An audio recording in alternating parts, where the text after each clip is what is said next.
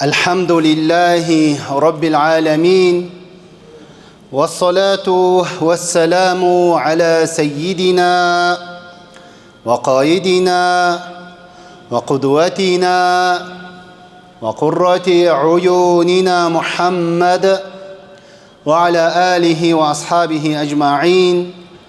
اللهم علمنا ما ينفعنا وانفعنا بما علمتنا وزدنا علما وتقا وصلاحا في الدين والدنيا يا أكرم الأكرمين. أما بعد، السلام عليكم ورحمة الله وبركاته. Құрметті жамағат, ардақты бауырлар, Алла тағала баршамыздың осы қасиетті күні өзінің үйіне басып келген қадамдарымызды сауапқа жазсын. Алла тағала осы қасиетті күнде жасайтын құлшылықтарымызды, ізгі амалдарымызды, беретін хайыр ихсан садақаларымыздың барлығында еселеп сауапқа жазып қабыл етсін. Алла тағала Құран кәрімде жалпы адамзат үшін өте күрделі сұрақ. Қазірге дейін адамдар талқылап келе жатқан, әртүрлі жауапты беріп, ол біреуі дұрыс ол жауаптың, біреуі дұрыс емес деп келе жатқан сондай сұрақтың бізге жауабын қияметке дейін ашып беріп қойған. Сол жауапта Алла тағала былай дейді: Астаизу биллахи минаш шайтанир ражим. وَمَا خَلَقْتُ الْجِنَّ وَالْإِنسَ إِلَّا لِيَعْبُدُونَ. Садақаллаху ал-азим. Жындар мен адамдарды өзіме құлшылық жасау үшін жараттым дейді. Міне, адамзат қазірге дейін осы жауапқа жете алмай сандалып жатыр көпшілігі. Біз не үшін өмір сүреміз? Не үшін адам пайда болды? Адам қайдан келді, қайда бара жатыр? Деген секілді сұрақтарды қояды да, сол сұрақтарға көңілдерін көншітетін жауап таба алмай, депрессияға түсіп, стресске түсіп, жынды болып атқан адамдарды біз күніге көріп жатырмыз. Сонымен арғарата депрессия, стресстің кесірінен әртүрлі тәніне қатысты ауруларға, дерттерге душар болады. Сонымен солай сандалып өмірден өтіп кетіп атқан мыңдаған адам күніге. Ал бірақ біздің шариғатымыз, Алланың кәләмі болды. Әдемілеп жауапты беріп қойған: мұсылмандар, сендер көңілдерің тыныш болсын. Мақсаттарың айқын, сол мақсатқа қарап сендер ұмтыла беріңдер. Сол мақсат орындалатын болса, онда сендер құрметті Алланың құлы, кәдімгі құрметті адам болып бұл өмірден өтесіңдер деп Алла тағала осылай Құранда жауап беріп қойған: сендерді мен құлшылық үшін жараттым деп. Ал енді біз әрдайым айтамыз, мына өмірдегі бүкіл басқа адам баласының міндеттері, әрекеті, кәсібі, нәсібі, бүкіл барлығы осы мақсатқа қызмет ету керек. Осы мақсатқа оған көмектесу керек. Осы мақсатқа. Сондықтан Алла тағала осы адам баласының құлшылық деген мақсатына кедергі келтіретін көптеген амалдарды, көптеген істерді харам етіп тыйым салған. Соның ішінде, мысал үшінге, мынау мас қылатын ішімдіктер, құмар ойындары. Алла тағала не дейді? وَيَسُدَّكُمْ عَنْ ذِكْرِ اللَّهِ وَعَنِ الصَّلَاةِ. Яғни, сендерді Алланың зікірінен және намаздан қайтарады дейді. Ол құмар ойындары болсын, балашатын тастар болсын, және мас қылатын ішімдіктер болсын, оның барлығы сендерді мынау Алланы зікір етуден, оған құлшылық жасаудан, намаз оқудан қайтарады, кедергі болады. Сондықтан ол харам дейді. Сосын ла тақрабус салата ва антум сукара дейді. Намазға жоламаңдар, қашан сендер мас болған кезде дейді. Осылай Алла тағала тыйым салады. Сол кезде сахабалардың біразы құрсын деп ішімдіктен бас тартып кеткен, менің намазыма кедергі болатын болса деп. Демек, бұдан нені біз ұғынамыз? Біздің ұлы мақсатымыз құлшылық. Осы құлшылыққа, Алланы зікір етуге, Алла тағалаға күніге басымызды июге не бізге көмектеседі? Ол біздің досымыз. Ол біз үшін хайырлы іс, хайырлы нәрсе, хайырлы адам, хайырлы бұйым. Ал егер қандай дүние бізді намаздан тосады, намазға кедергі болады, құлшылығымыздан қайтарады, кешіктіреді, демек ол біздің дұшпанымыз. Алла тағала сондықтан мынау тыйым салынған, адам баласын, қоғамдардың барлығын бүлдіріп бара жатқан ішімдікке тыйым салған уақытта осы себебін айтып кеткен, әдемілеп нақтылап тұрып, Маида сүресінде. Демек, біздің мақсатымыз құлшылық, ал құлшылықтың ең төресі ол біздің 5 уақыт намазымыз. Пайғамбарымыз саллаллаху алейхи уассалам өзінің хадисінде айтады: «Әуәлу ма юхасабу бихил абду яумал қиямати ас-сала». Ең бірінші адам баласы Алланың құзырына барған уақытта сұралатыны ол оның намазы дейді.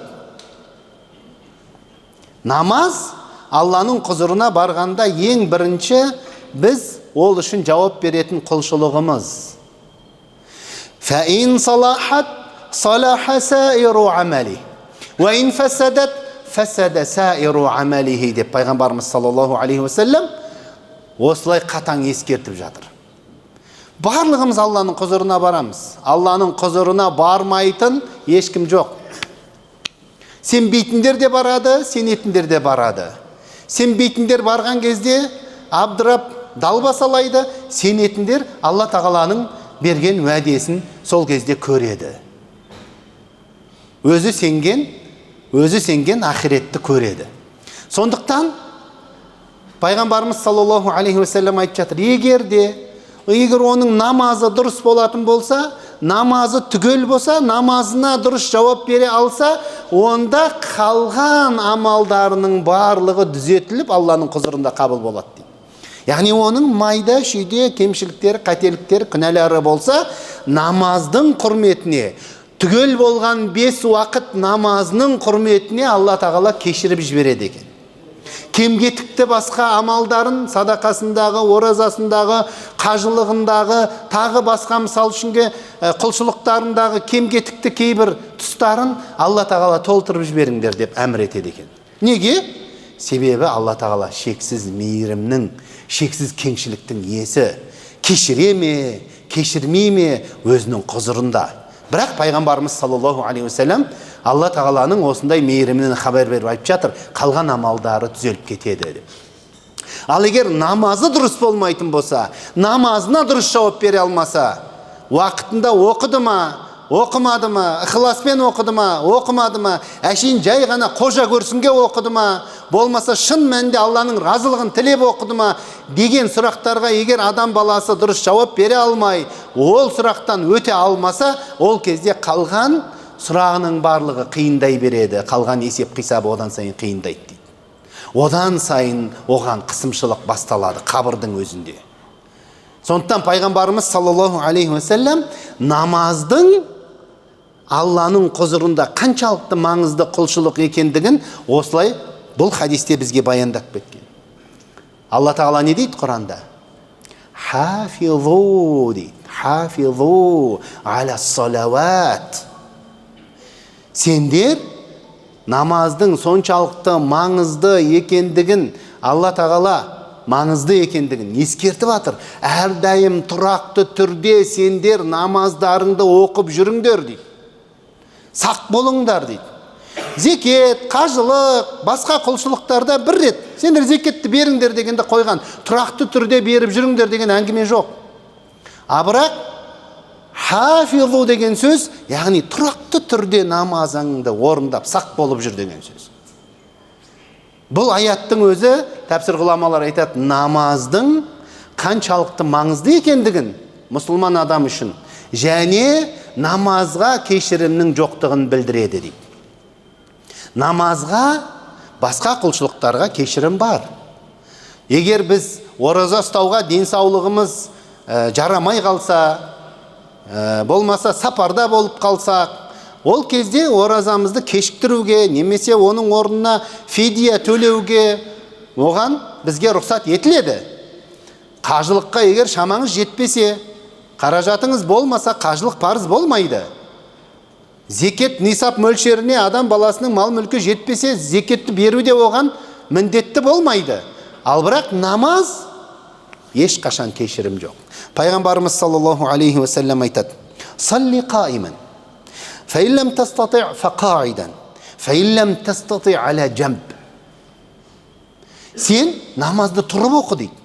Егер денсаулығын көтермесе, онда отырып оқы дейді. Біздің кейбір мысал үшінге ақсақалдарымыз аяқтары ауырады, немесе мысалы жаңағыдай тұрып отыру қиындап қалған, үлкен жасқа келген, отырып оқиды. Орындыққа отырады, немесе былай отырады, отырып оқиды, проблема жоқ. Басқа да денсаулығы ыңғайы келмегендер. Пайғамбарымыз саллаллаху алейхи ва саллям айтып жатыр, егер оған шаман келмесе, онда жатып оқы дейді. Бұл деген сөз намазға ешқашан кешірім жоқ, бауырым деген сөз пайғамбарымыз саллаллаху алейхи ва саллям.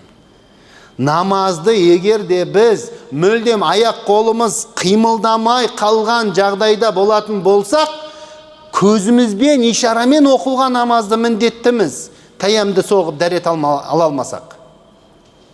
Намаз, құлшылық, бұл біздің өміріміздің, мына өмірде болуымыздың, жаратылысымыздың ең негізгі мақсаты болғандықтан бұған ешқандай кешірім жоқ.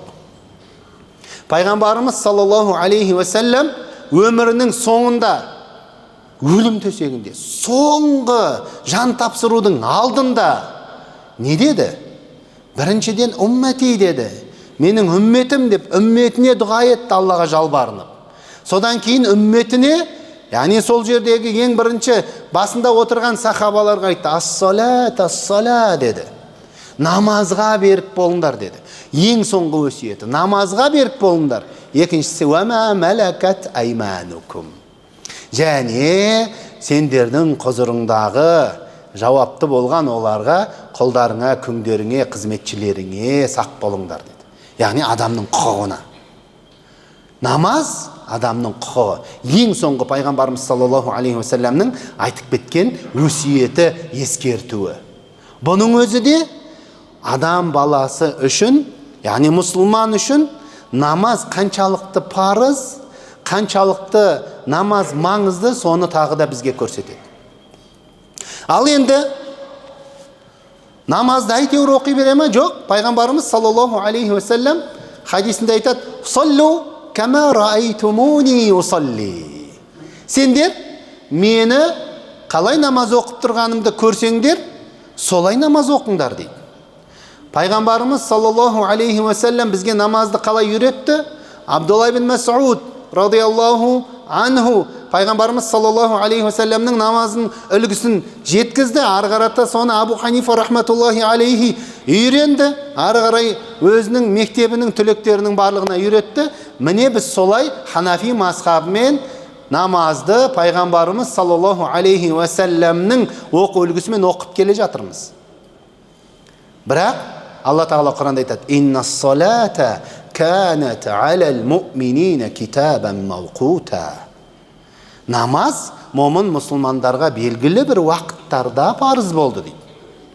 Біздің дініміз тәртіптің діні. Біздің дініміз жүйенің діні. Жай ғана мысал үшінге әркім өзі қалаған уақытта барып, мысалы жаңағыдай мешітке келіп оқып кете беретін, сөйтіп мойында міндетін орындап кете беретін, қалай болсын солай әркім өзінің қалағанынша, ондай құлшылық емес. Белгілі бір уақытта арнайы көрсетілген үлгімен орындалуы керек. Сол кезде амалдың қабыл болу екі шарты бар. Біріншісі, ол Алланың разылығы үшін болу керек. Екіншісі, пайғамбарымыз саллаллаху алейхи вассалам шариғатында қалай үйретті, солай болу керек. Сол кезде біздің құлшылығымыз қабыл болады. Сол кезде ол дұрыс құлшылық болып есептеледі. Ал енді Алла тағала ол белгілі бір уақыттарда, яғни таңның уақыты, таң атты, күн шыққанша бірінші құлшылығыңды жаса. Одан кейін, ары қарай күн шыққаннан кейін сен жұмысыңа, тіршілігіңе жүгір. Түске дейін, күн тастөбеге келгенге дейін жұмысыңды жаса, еңбегіңді жаса, бала шағаңның нәпақасын тап. Одан кейін түс ауды ма, бесіннің уақыты кірді.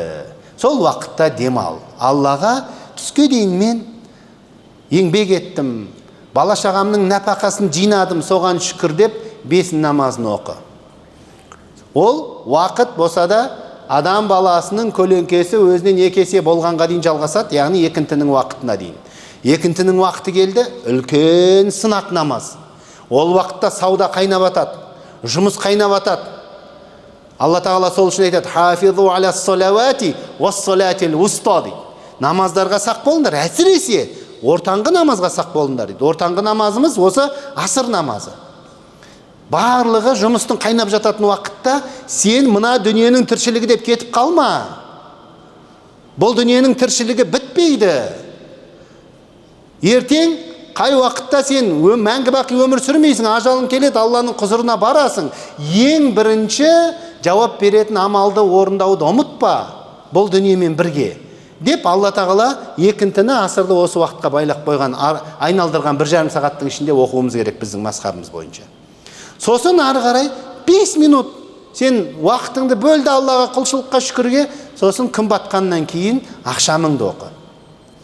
Ол да 1,5 сағаттай уақыт жалғасады біздің мазхаб бойынша. Одан кейін қызыл шапақ кеткеннен кейін құптанның уақыты кірді. Құптан намазын таң рауандағанға дейін уақыты созылады. Жамағатпен оқы, болмаса өзің оқы. Осылай Алла тағала намаздың уақыттарының бәрін белгілеп қойған. Бізге Алла тағала көптеген нығметтерді берді. Көптеген. Мал мүліктің үлкен нығмет екенін біз жақсы білеміз. Мал мүліктің үлкен нығмет, оның зекеті 2,5% белгілі бір өлшерге жеткенде. Сол секілді білім берді ме біреуге, ол да үлкен нығмет. Білімнің зекеті қашан ол басқаға үйретіп, шәкірт тәрбиелегенде, кітабын жазып, елге таратып, ел пайдаланғанда, ол білімінің зекетін беріп жатыр. Сол секілді бізге Алла тағала күніге 24 сағат уақытты берді. Уақыт Алланыкі. Егер біздің мүлкіміз болса, Алла берген бізге үлкен нығмет. Егер біздің мүлкіміз болатын болса, біз уақытты тоқтатып қоятын едік. Тоқтататын едік. Біз мәңгі жас болып, осы мынау жаңағы 25 жасымызда, 30 жасымызда қалатын едік. Бірақ кім оны жасай алады? Ешкім жасай алмайды. Уақыт ол Алланыкі, бізге берген уақытша үлкен нығметі. Оның қадірін білу керек адам баласы. Сондықтан осындай нығметтің де зекеті бар. Осындай нығметтің уақыт деген Алланың разылығы үшін. Оның зекетін Алла тағала бізге осы намаздарыңды оқып жасаңдар деген секілді. 24 сағаттың сен 1 сағатын бөл Алланың разылығы үшін. Айналып келгенде сол кәдімгі мал мүліктің зекеті секілді болады ол да. Ал енді саған 24 сағатты бердім. Сен соның 1 сағатын неге менің разылығым үшін құрбан етіп, құлшылық жасап қоймадың? Ертең менің алдыма оның алдына барған уақытта неге маған бір басыңды имедің, сәжде қылмадың деп бізге сұрақ қойған уақытта біз қалай жауап береміз егер оны бөлмесек, оқымасақ, ол Алланың әмірін орындамасақ? Сондықтан бұл намаз, бұл тәртіп, бұл намаз жүйе. Ол ешқашан қияметке дейін өзгермейді, ешкім өзгерте алмайды. Бұл белгіленген уақыттарын, бұл тәртіпті. 14 ғасырдан бері Құран бір әріпі қалай өзгермей сақталып келе жатыр, сол секілді бұл намаздың үлгісі уақыттары сақталып кете береді. Пайғамбарымыз саллаллаху алейхи уассалам намаздың маңыздылығы жөнінде біздің дініміздегі орнына байланысты расул әмри әл-ислам ва амудуху ас-сала дейді. Пайғамбарымыз саллаллаху алейхи уассаламның ерекшелігі хуа утия жауами ал-калим. Яғни ол қысқа да нұсқа сөйлейтін, бірақ әрбір сөзінде терең мағына жатқан Алла тағаланың ерекше ардақты құлы. Пайғамбарымыз саллаллаху алейхи уассалам бұл хадисті айтқан уақытта ол жай ғана екі сөйлем емес, яғни ол әр істің адамның өмірінің негізгі маңызы ол ислам. Ал оның тіреуі дейді, исламның тірегі ол намаз деп тұр. Пайғамбарымыз саллаллаху алейхи уассалам бұны айтқан кезде айтып жатыр, ескертіп жатыр. Намаз, дін екеуі бірге ажырамас ұғым. Егер адам баласының намазы болмаса, онда діні құлайды дейді.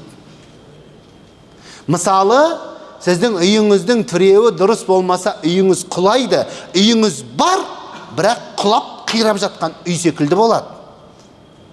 Пайғамбарымыз саллаллаху алейхи уассалам осыны ескертіп жатыр.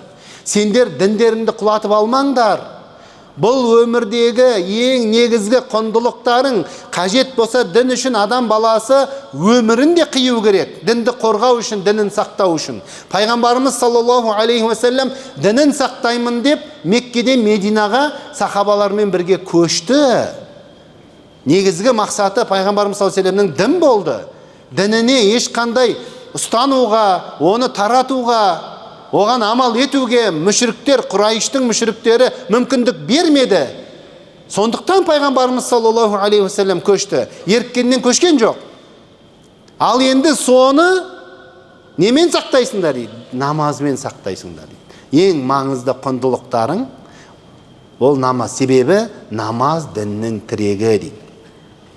Сосын Пайғамбарымыз саллаллаху алейхи уассаламға Алла тағала әмір етіп былай дейді. Намазды оқимыз, жақсы. Ол Аллаға керек пе? Жоқ, Аллаға керек емес ол. Біздің намазымыз, құлшылығымыз, садақамыз, болмаса зікіріміз ешқайсысы Аллаға керек емес. Аллаху самад. Алла тағалаға еш нәрсеге мұқтаж емес Алла тағала. Барлығымыз Аллаға мұқтажбыз. Адамнан бастап бүкіл жаратылыстың барлығы Аллаға мұқтаж. Ешқандай, еш нәрсемізді біз Аллаға құлшылығымыз болсын, зікіріміз, садақамыз, қажылығымыз, оразамыз, еш нәрсені міндет қыла алмаймыз. Керісінше Алла тағала біздің жүрегімізге иманды берді. Біз момын, мұсылман болып, құрметті адам болып бұл өмірде сүріп жатырмыз. Сол үшін Алла тағала бізге міндет қылады. Ямунну алейкум ан хадакум лил имани дейді Алла тағала Құранда. Балиллаху ямунну алейкум. Ал енді намазды оқыған уақытта ол ең бірінші өзімізге пайда. Алла тағала Пайғамбарымыз саллаллаху алейхи уассаламға әмір етіп айтады. Утлу ма ухия илейка минал китаби ва ақимис сала. Инна салата танха анил фахшай вал мункар. Саған уахи етілген Алла тағаланың аяттарын сен оқы, тилауат жаса. Намазда тилауат жаса, басқа уақытта тилауат жаса, оқы дейді. Бәрімізге әмір. Және намазды орында тұрғыз дейді. Намазды тікелей аударатын болсақ, Алла тағала аятта қолданған сөзді ол тұрғыз дейді. Намаз ол біздің кәдімгі тұрғызатын үйіміз секілді. Қияметте, ақиретке дайындап. Себебі намаз дейді, ұятсыз, арсыз істерден қайтарады дейді. Намаз егер шынайы ықыласпен Алланың разылығы үшін бүкіл шариғаттың шарттарын сақтай отырып кім оқитын болса, оның жан дүниесін намаз тәрбиелейді. Жақсылыққа, ізгілікке оның пейілін, сөзін, оның іс-әрекетін, қарым-қатынасының барлығын дүзетеді намаз. Ұятсыз істерге ол адам намазды күнделікті оқып жүретін болса, көңілі де болмай қалады арсыз шаруаларды жасауға. Солай адам баласын, егер де ол ықыласпен Аллаға жалбарынып оқып жүретін болса, өзі байқамаған халде тәрбиелеп тастайды намаз. Ол Алла тағаланың әмірі. Сосын қазір бізде бір мынау жаңағы депрессиядан шыққысы келіп, сосын бір сондай стресске қарсы бір әртүрлі семинарларға қатысып әлек болып жүрген мысалы бір жастарды, жаңағы кейде әсіресе мына әйел кісілерді көріп таңғаламыз. Неге осындай жағдайға біз түстік деп? Неге? Себебі біз Алла тағаламен байланыстан жырақ болып қалдық, ажырап қалдық. Кім Алламен байланыста болатын болса, үнемі намаз арқылы, құлшылық арқылы, зікірмен, ол адамның көңіл күйіне Алла тағала жайлық береді. Оның көңіл күйі тұрақталады. Оның жан дүниесі әрдайым жадырап тұрады. Пайғамбарымыз саллаллаху алейхи уассалам не дейді? «Уәжуилат қуррату айни фиссалади». Менің мынау көзайымым намазда дейді. Менің жан дүнием, көңіл күйімнің барлығы намаз оқығанда жадырайды, көтеріледі деп тұр, тынышталады деп тұр. Егер адам баласы шын мәнінде Алла тағала мені көріп тұр ғой, мен оны көрмесем де деп, сондай ихсан халде Алланың алдына жалбарынып тұрып, фатихасын оқып, рукуға барып, сәждеге барып, Алла тағалаға мен ең жақын болатын кезім осы сәждеде деп сезініп, бүкіл әлемдердің жаратушысы маған өзі қамқор болады деп үміттеніп жалбарынатын болса, Алла тағала оның жан дүниесіне тыныштықты да, оған рухани байлықты да береді. Пайғамбарымыз саллаллаху алейхи уассаламның бұл сахих хадисінде келген сөзі, уәдесі, менің көңіл күйім, менің жан дүнием намазда жадырайды деп тұр. Намазына берік болған адамның стресске, депрессияға түсуі мүмкін емес. Жай ғана мысалы бала күнімде өзімнің басынан өткен жағдай. Елегізейсің ғой, ауылда өстік, қораға жұмсайды, немесе мысалы үшінге жаңа әжетхана сыртқа әжетханаға барасың, кішкене қараңғы, барлық жер жарықтандырылмаған, сол кетіп бара жатқан уақытта кішкене елегізейсің. Бірақ Алла мені қорғайды ғой. Алла мені сақтайды ғой, неге мен қорқамын деген секілді жай ғана соны бір зікір етіп есіңізге алатын болсаңыз, көңіліңіз тұрақтап, ана қорқыныштың барлығы сейілетін еді. Менің өз басымда сондай жағдай болады. Ойлап қараңыз, адам баласы жай ғана Алланы бір еске алған кезде соншалықты оның жан дүниесі тынышталып жатса, ол намазда қаншалықты тынышталады. Намазды ықыласпен, шын мәнінде Аллаға беріліп оқитын болса, Алла тағала мені көріп тұр деген ихсан сезіммен оқитын болса, оның жан дүниесінің тынышталмауы, рахат таппауы мүмкін емес. Алла тағала Құран-ы Кәрімде ақимис салата وأقيم الصلاة طرفي النهار وزلفا من الليل إن الحسنات يذهبن السيئات. Сендер таңның атысы, күннің батысы намаздарыңды оқыңдар. Түнге жақындаған уақытта түнгі намаздарды да оқыңдар. Оқы, себебі жақсылықтар жамандықтарды өшіреді дейді. Бүкіл барлығымызда кемшілік, қателік, күнә бар. Күнәсіз, қателіксіз пенде жоқ. Ал енді сол қателіктеріміз, күнәларымыз біздің намаздарымызбен өшіріліп тұрады. Алла тағаланың уәдесі. Пайғамбарымыз саллаллаху алейхи ва саллямның хадисі бар ғой. Айтады, сендер дейді сахабаларға, ойлап қараңдаршы, біреудің есігінің алдында әрдайым арық ағып жатыр. Сол арыққа ол 5 рет күніге шомылатын болса, қаншалықты денесінде кір немесе басқа жаман нәрселер қалады дейді.